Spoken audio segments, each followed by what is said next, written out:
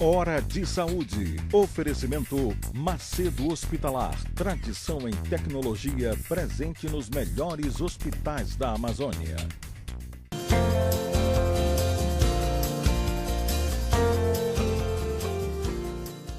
Caros amigos, mais uma vez no nosso programa Hora de Saúde, o programa sobre saúde dominical, todo domingo, 11 da manhã.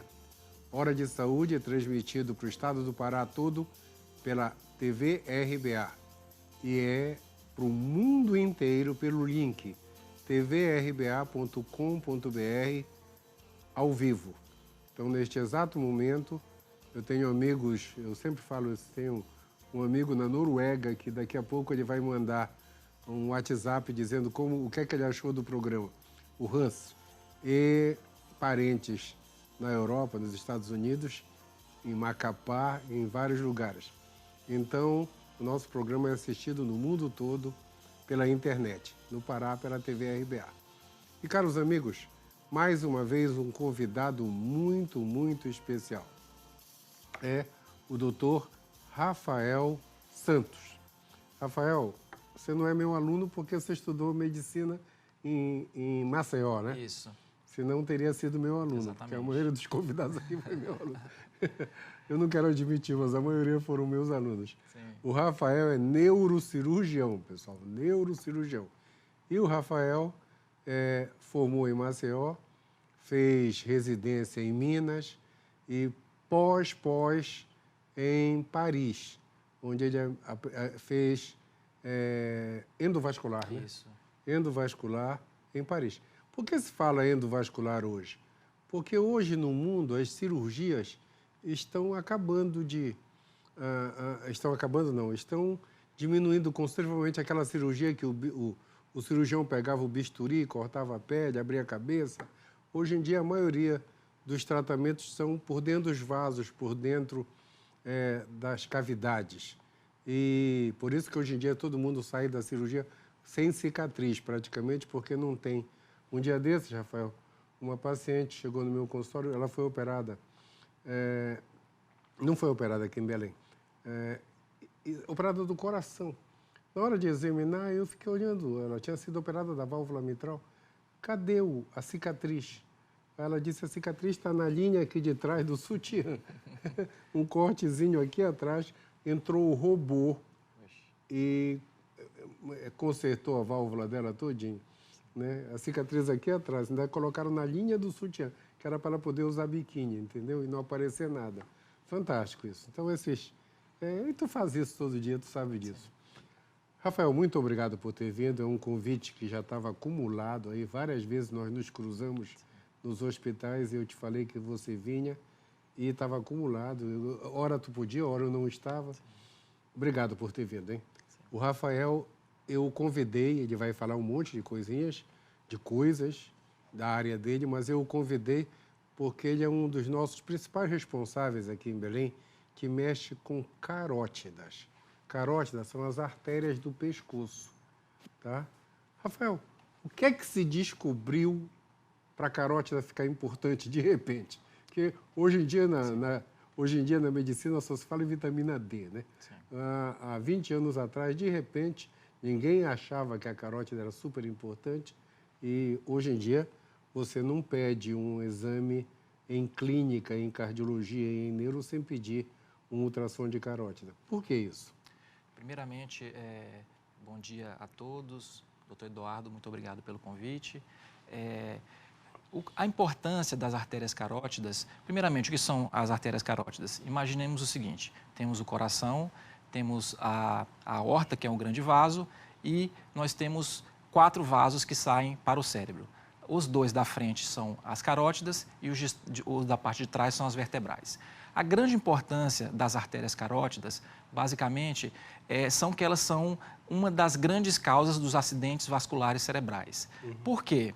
Porque você pode ter acúmulos de placas de gordura e cálcio nessas artérias, na parede das artérias. Então, esse acúmulo pode levar à formação de trombos ou êmbolos, que são pequenos coágulos. Esses coágulos podem se soltar e vão entupir pequenos vasos do cérebro, levando a esses acidentes vasculares cerebrais.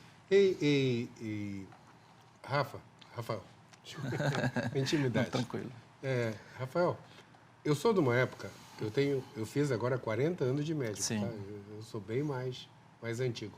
Mas eu sou de uma época que muitos dos AVCs levavam culpa de um espasmo.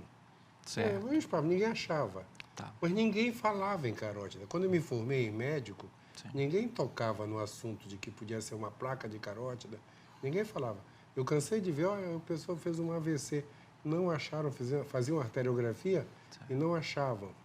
E ninguém falava em carótida naquela época. Certo. Quando é que chegou? Quando é que se descobriu? Isso tem uns 20 anos só, né? Bem, eu acho que a grande mudança, na verdade, foi a evolução dos métodos diagnósticos não invasivos.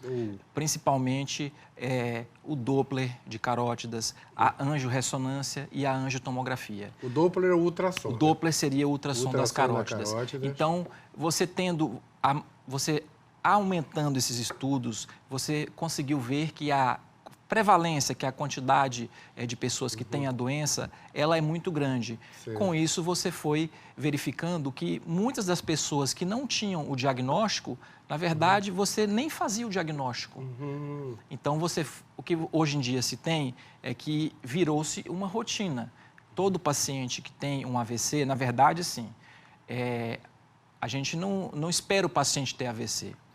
Certo. A grande questão, que eu acho que é fundamental para todo mundo, é a gente imaginar que a gente precisa prevenir o AVC. Essa que é a grande questão.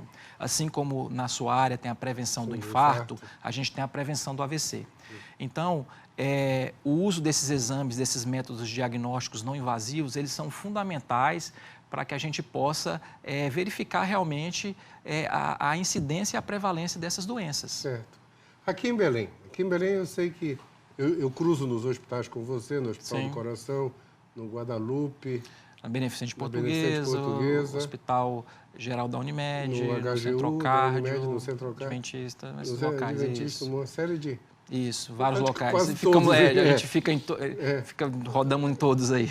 E eu te vejo muito tratando carótida. Sim. É muito frequente. O tratamento é seguro?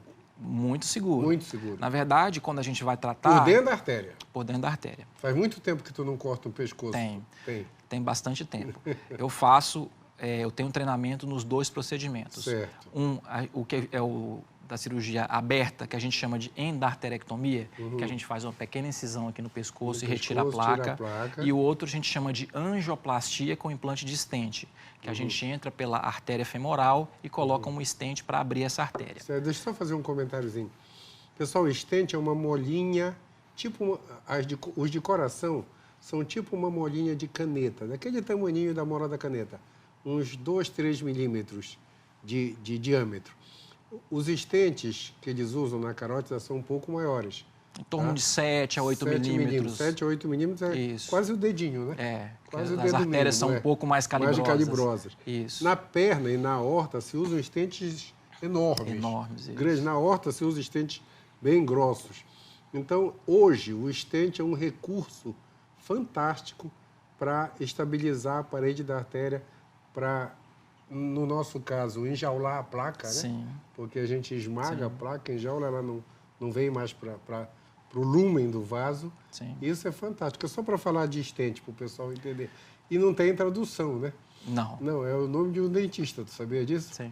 Era o dentista do médico que inventou o stent, fazia tão bem prótese que ele chamou o nome do dentista. Sim. O método endovascular, né, que é o stent, na verdade, a cada dia ele se torna mais seguro e ele se iguala mais à cirurgia aberta. A tendência, como o senhor falou no começo do programa, é que a gente tente métodos menos invasivos. Correto. Tanto, até o próprio paciente tem procurado isso. A gente verifica que a recuperação ela é mais rápida, o retorno ao trabalho é mais rápido e até mesmo as complicações são menores. Tá? A cirurgia, a gente sabe que sempre a cirurgia aberta ela é o padrão ouro para vários procedimentos, mas eu confesso para o senhor que uma vez, quando a gente começou a fazer a cirurgia endovascular, muito raramente a gente faz o uso da cirurgia aberta, porque é realmente uma técnica segura, é uma técnica que tem resultados excelentes, uma técnica rápida. Segura, excelente, rápida. O paciente vai para casa amanhã. Mas no caso de vocês, é amanhã ou não? Então, no nosso caso, ele fica em média no hospital em torno de 2 a 3 dias. A gente tem um protocolo, que são protocolos diferentes. O protocolo que eu utilizo, eu sempre deixo o paciente em torno de 12 a 24 horas no CTI, em média. Isso é importante. E depois mais umas 24 horas em enfermaria ou apartamento para uma segurança. Tá? Perfeito. Não, semana passada veio no nosso programa o presidente da Sociedade Brasileira de Terapia Intensiva, e ele fez questão de dizer que o grande salto na medicina intensiva foram a criação dos protocolos. Para não inventar moda, como se fala aqui em Belém. Então, hoje tem regras para não complicar. Então, a regra de não complicar é 2, 3 dias na UTI e um dia a mais no quarto, né? Exatamente. A nossa, por exemplo, em cardiologia é um dia de UTI. Um dia de UTI. Um dia de UTI, no outro dia já vai para casa. Segunda-feira volta para o trabalho. Exatamente. E uma coisa importante também é que a gente precisa fazer uma indicação precisa. Eu acho que para a gente ter um resultado excelente, o fundamental é que a gente tenha uma indicação.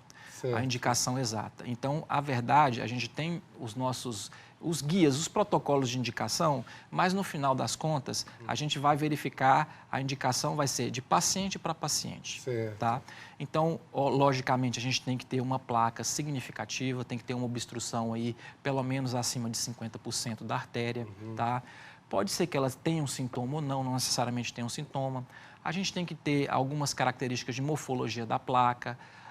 São alguns detalhes assim que às vezes pode ser um pouco difícil de compreensão para uma pessoa leiga, mas a mensagem que a gente tem que passar é que tem que ter-se o critério. Na verdade, quem que vai dar essa orientação é o médico e o especialista. Não necessariamente, a maioria das pessoas que tem a obstrução, a placa na carótida, ela não vai ser necessário operar. A maioria não é necessário.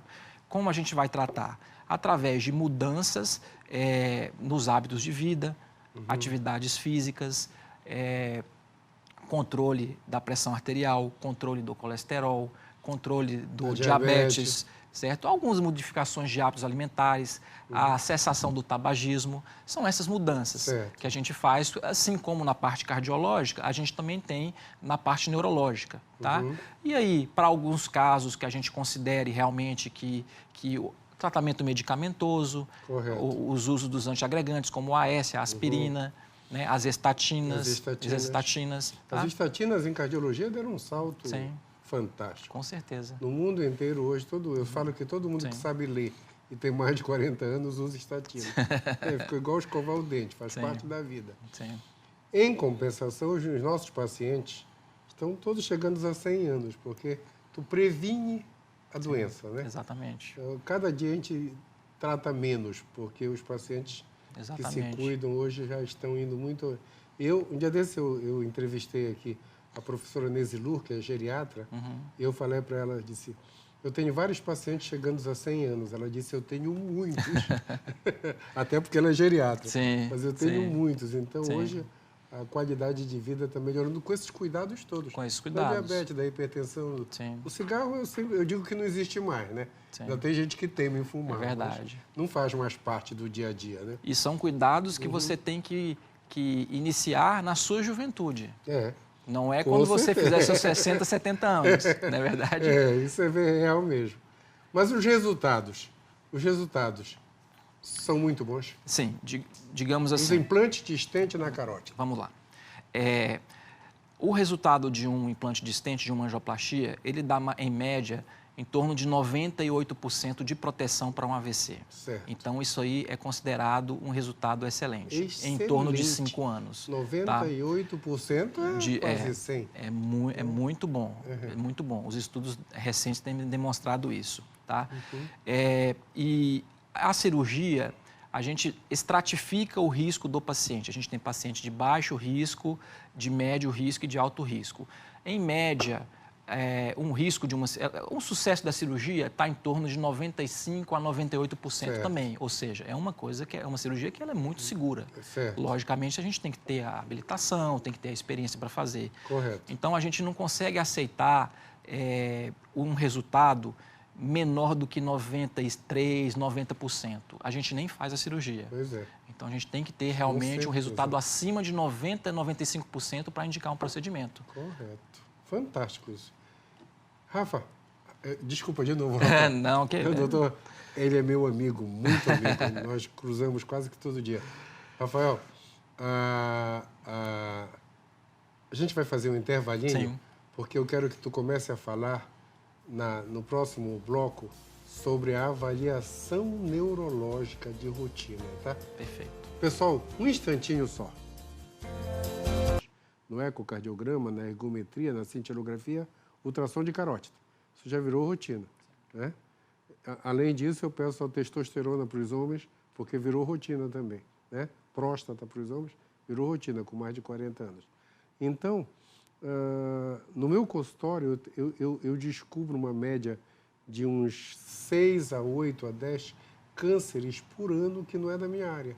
Só porque a gente investiga a próstata, o útero, a mama, faz parte hoje de todo médico, né? Sim. Então, isso virou fantástico em termos de diagnóstico. Mas qual é o percentual de aneurisma em adulto? Bem, primeiro, explicar o que é aneurisma. O que é aneurisma? Aneurisma, o termo, ele vem da palavra grega que significa dilatação. Então, no caso, seria uma dilatação de uma artéria. Explicando que a artéria é o que leva o sangue oxigenado e veia é o que traz. Eu sempre falo, tudo que pulsa é artéria. É artéria, exatamente. Então, os aneurismas cerebrais, que são as dilatações, eles são, a prevalência deles é aproximadamente em torno de até 5% da população. Eita, então, é muito alto. 5% significa até 5% que em alguns estudos. Em cada 20 pessoas no mundo, adultas, uma tem aneurisma. Sim, exatamente. Quer dizer, num quarteirão que tem 4 lados, deve ter umas 4 pessoas com Exatamente. aneurisma. É muita gente. Exatamente. Existe uma variação em torno de 2% a 5%, mas pode chegar peso, né? até 5%. Então, essa patologia, ela é muito prevalente e ela tem algumas características. Pois não. Eu ia comentar, a gente não sente aneurisma, né? Sim. Esse é o problema. A principal característica que nos preocupa é que ela é uma doença, na maioria das vezes, silenciosa. Então, quando ela vai manifestar o sintoma, geralmente é na ruptura do aneurisma. E uma ruptura do aneurisma, que é uma hemorragia cerebral, ela é muitas das vezes grave e fatal. A mortalidade disso A mortalidade do aneurisma, ele pode chegar em torno de 30% a 50%. Então, ele costuma ser, às vezes, mais grave do que muitos tipos de tumores. E o que não morre fica com sequela. Existe uma possibilidade também de você ter uma sequela. Grave. Então, e outra coisa que também é muito importante, a taxa, a média da população que tem ele é em torno de 30, 40 até 60 anos. Ou seja, é uma população que está nova e ativa. No auge da produtividade. No auge da sua produtividade. Está pensando em comprar casa, exatamente. em se estabilizar. Ou que acabou de estabilizar a sua vida e está começando a desfrutá-la e aí é acometido por uma doença grave, incapacitante com alto risco de vida. Puxa. Então, por conta disso e de outras patologias, existe um conceito relativamente novo que a gente copiou muito da cardiologia, que a gente chama de check-up neurológico. Check-up neurológico. Check-up neurológico, tá? Então, assim, onde eu estudei, eu advogo muito e tenho passado isso aos meus pacientes, tá? O check-up neurológico, na verdade, ele consiste de alguns exames. Dentre eles, basicamente, a gente tem um Doppler das artérias carótidas, tá? Carótida, tá. E há uma angiorressonância. Angiorressonância das artérias cerebrais. Para pegar o aneurisma? Para pegar, você verifica os aneurismas cerebrais. E tem uma coisa também que é muito interessante. Quando você vai fazer o estudo da angiorressonância, você também consegue fazer alguns cortes de ressonância. Então, você consegue verificar a parte do parênquima cerebral e a parte das artérias cerebrais. Das artérias do cérebro em si. Do cérebro em si. Certo. Então, você consegue fazer um exame, quase que 2 ao mesmo tempo, Certo. reduz os custos e consegue ver os aneurismas. Correto. Então, assim, a partir... Quando você vai fazer isso? Assim, na verdade, isso é uma coisa que é muito discutível. Existem, assim, brigas homéricas em congresso. Mas o que eu tenho advogado para os meus pacientes é o seguinte. A partir dos 40 anos, a cada 5 anos, você fazer uma angiorressonância. E a partir dos 50 anos, um Doppler de carótidas. Agora, se você tiver alguns fatores de risco, por exemplo, se você tiver 2 ou mais parentes na família com aneurisma, aí já é um fator que a gente pode começar a investigação um pouco mais cedo, certo? Então, a gente vai também, a gente tem uns protocolos que a gente vai colocando de paciente para paciente, mas pelo menos isso que eu falei. Certo. 40 anos de 5 em 5 anos para uma angiorressonância e um Doppler de carótida anual a partir dos 50 anos. Uma vez nós conversamos, Rafael, você falou para mim que o aneurisma ele não era congênito, a pessoa não nascia com ele, ela desenvolvia na vida. É isso que acontece? Sim. Mesmo? A maioria, você tem aneurismas que são congênitos e você tem aneurismas que são desenvolvidos, tá? Os aneurismas mais comuns, sim, os mais comuns que a gente chama de aneurismas saculares, de uma maneira geral, eles são aneurismas que eles são desenvolvidos com o passar do tempo. Por isso que a sua incidência geralmente é entre 30, 40 até 60, 70 anos. Certo. Porque as artérias, a pulsação das artérias na parede do vaso vai causando uma fragilidade progressiva. Hipertensão, então, é um prato cheio. Sim. O primeiro fator seria a história familiar, Certo. mas temos outros fatores muito relevantes, como a hipertensão arterial, Certo. o tabagismo, tá? Alcoolismo também e algumas doenças genéticas, como Certo. rins policísticos, algumas doenças do colágeno, que também existem essa maior probabilidade de ter. De ter um aneurisma. De ter um aneurisma. E o aneurisma, se romper, dá o famoso acidente vascular cerebral hemorrágico. Hemorrágico, sim. Eu aprendi na faculdade que era quase sempre fatal. E o não fatal, quase sempre sequelado, né? Isso. Então, hoje você evita que isso aconteça. Exatamente. Fantástico. Pelo fato de você ter em torno de 50% até 50% de risco de vida ou sequelas, a gente faz o possível para tratar esses aneurismas antes deles romperem. Logicamente, a gente também tem todos os critérios. Não necessariamente um paciente que tem um aneurisma, ele vai precisar ser tratado. Agora eu vou te fazer uma pergunta que é mega importante. Uhum. O aneurisma é um saquinho dentro da artéria, Isso. lá dentro do cérebro. Isso. Durante muitos anos, né, o tratamento era cirúrgico, de abrir a cabeça, Exatamente. tirava uma... Ia lá, procurava faz uma e clipava. clipagem. Exatamente. Levava um clipezinho e tact. Exatamente. Hoje, como é que vocês tratam isso por dentro do vaso? Isso. Essa é a pergunta. Essa é a pergunta. Então, da mesma maneira que a gente conversou antes sobre a angioplastia, Certo. hoje em dia, a gente tem as técnicas que a gente chama de endovasculares, tá? Então, aproximadamente, eu tenho feito o tratamento em torno de 80% das vezes, a gente consegue fazer o tratamento sem precisar cortar o paciente. A gente faz por métodos endovasculares. Por dentro da artéria? Por dentro da artéria. A gente entra com o catéter pela artéria femoral, pela perna, né, até a região, até as artérias cerebrais do paciente, e a gente pode utilizar algumas técnicas. Pode utilizar umas micromolas de platina, que são os pequenos metais. Certo. Podemos utilizar alguns tipos de estentes também, ou podemos fazer técnicas combinadas. E com isso a gente consegue também ter resultados excelentes, minimamente invasivos, com boa recuperação e muitas vezes um resultado muito melhor do que a cirurgia aberta. Então, isso é uma coisa que revolucionou o tratamento dos aneurismas cerebrais hoje em dia também. Mudou totalmente. Mudou totalmente. Então, a gente consegue, da mesma maneira, às vezes, tratar um aneurisma complexo e o paciente vai embora para casa com 2 a 3 dias e na próxima semana ele já está trabalhando, tendo uma vida normal, o que antigamente ele poderia demorar meses para poder se recuperar ou não se recuperar. Ou não se recuperar. De uma cirurgia de grande porte.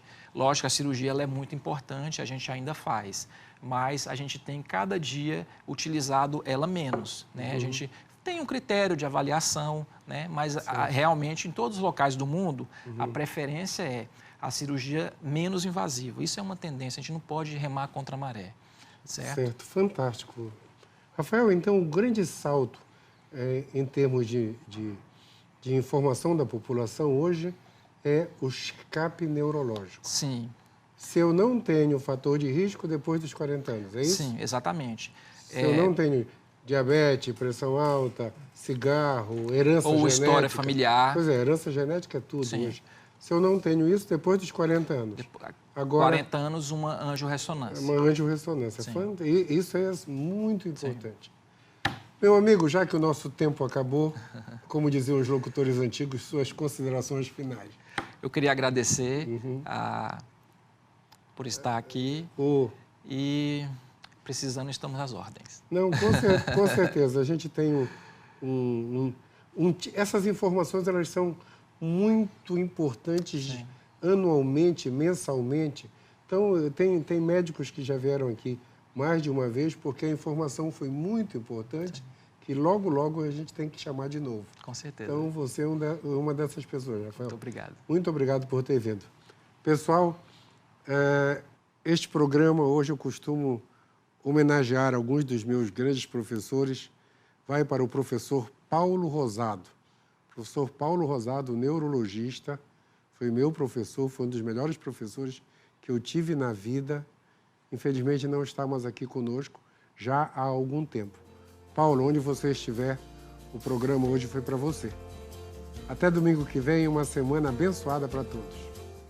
Hora de Saúde. Oferecimento Macedo Hospitalar. Tradição em tecnologia presente nos melhores hospitais da Amazônia.